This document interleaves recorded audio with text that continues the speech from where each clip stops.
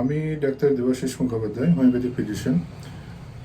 আজ একটা মিথকে বা ভ্রান্ত ধারণাকে একটু ক্লিয়ার করার জন্য এই ভিডিওটা তৈরি করছি।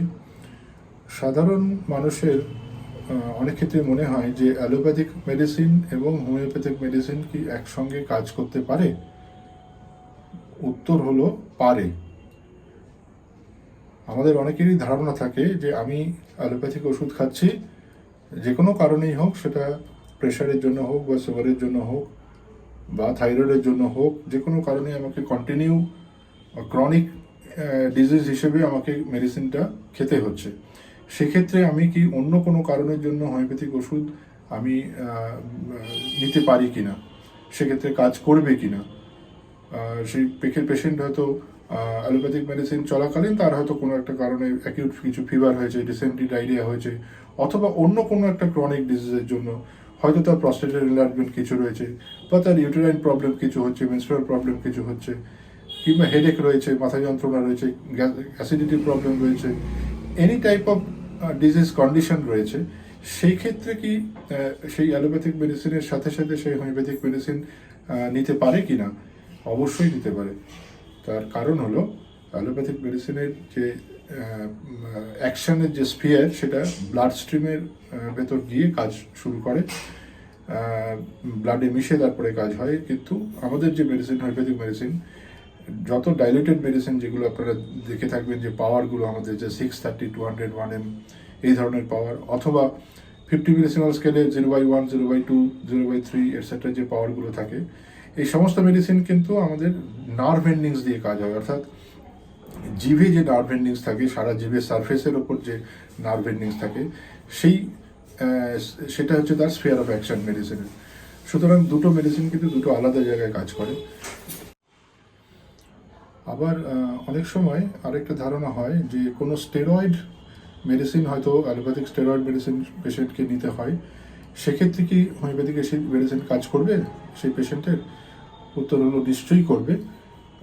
আমরা অভিজ্ঞতায় দেখেছি স্টেরয়েড মেডিসিনের সাথে সাথে কিন্তু হোমিওপ্যাথিক মেডিসিন তার অ্যাকশান সে পেশেন্ট কিন্তু দেওয়া যেতে পারে, তার খুব ভালো অ্যাকশান আমরা দেখতে পাই। আরেকটা কেস, আর কতগুলো যেগুলো surgical case, post operative case, এই সমস্ত কেসেও কিন্তু আমাদের মেডিসিন খুব ভালো কাজ করে। সব সার্জিক্যাল কেসে আমি বলছি না, কিন্তু পোস্ট অপারেটিভ অনেক কেসই আছে, যে সমস্ত কেসে আমার চ্যানেলে বিভিন্ন পোস্ট অপারেটিভ কেস দেওয়া আছে, সেগুলো আপনারা একটু দেখবেন। যে পোস্ট অপারেটিভ কেসে যে সমস্ত সিমটমসগুলো থাকে পেশেন্টদের, সেগুলো কিন্তু খুব ভালোভাবে আমাদের মেডিসিন দিয়ে কিওর করা যায়। আর সার্জিক্যাল কেসের মধ্যেও অনেক কেস আমরা কিন্তু মেডিসিনের সাহায্যে ভালো করে তুলতে পারি। তার মধ্যে বিভিন্ন পলিপ, সে ন্যাজাল পলিপ হতে পারে অথবা রেকটাল পলিপ হতে পারে।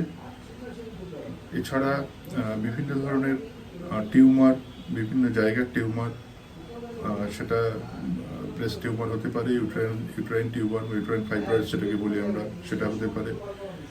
তাছাড়া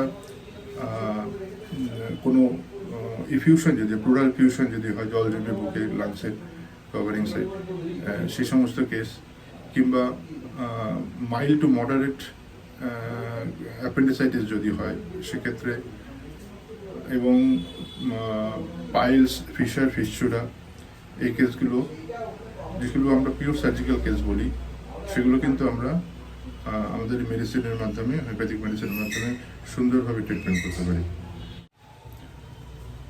আবার সার্জিক্যাল কেসের মধ্যে কিছু কিছু যে বনি ফ্র্যাকচার হয়, হাত পা ভেঙে গেলে যে ফ্র্যাকচার থাকে, সেখানে যদি সিম্পল ফ্র্যাকচার হয়, কম্পাউন্ড ফ্র্যাকচারের কথা ক্ষেত্রে অপারেশন করতে হতে পারে, কিন্তু সিম্পল ফ্র্যাকচারে কিন্তু আমরা আমাদের হোমিওপ্যাথিক মেডিসিন, তার সাথে যে ম্যানেজমেন্ট লাগে, ওখানে প্লাস্টার করা অথবা ব্যান্ডেজ দিয়ে সেটাকে বাঁধা, এইগুলো, বা যদি অন্য কোথাও যদি চোট পায়, বুকের পাঁজরায় কোনো ফ্র্যাকচার হয়েছে, সেসব ক্ষেত্রে যে সমস্ত ফিগার অফ 8 দিয়ে আমরা যে ব্যান্ডেজগুলো করি, সেই সমস্ত করে আমাদের মেডিসিন দিয়ে কিন্তু খুব সুন্দরভাবে ফ্র্যাকচার কেসগুলো আমরা ট্রিটমেন্ট করতে পারি। সেখানে আমাদের মেডিসিন দিয়ে কিন্তু সুন্দর ক্যালসিফিকেশন হয়, যে বনি ডিস্ট্রাকশন যেগুলো হচ্ছিল সেগুলো আবার নতুন করে ক্যালসিফাইড হয় সেই সমস্ত জায়গাগুলো, এবং পেশেন্টের পেইনও কমে যায় এবং ওই হাড়টাও জুড়ে যায় খুব তাড়াতাড়ি। যদি ভিডিওটা আপনাদের ভালো লাগে তাহলে একটা লাইক করবেন, আর বন্ধুবান্ধবদের মধ্যে শেয়ার করবেন, যাতে অনেকেই যারা এগুলো জানে না, জনমনায় ভোগেন যে কী করবেন, অ্যালোপ্যাথিক মেডিসিনের সাথে হোমিওপ্যাথিক মেডিসিন খাবেন কি না, তাদেরকে এগুলো শেয়ার করতে পারেন।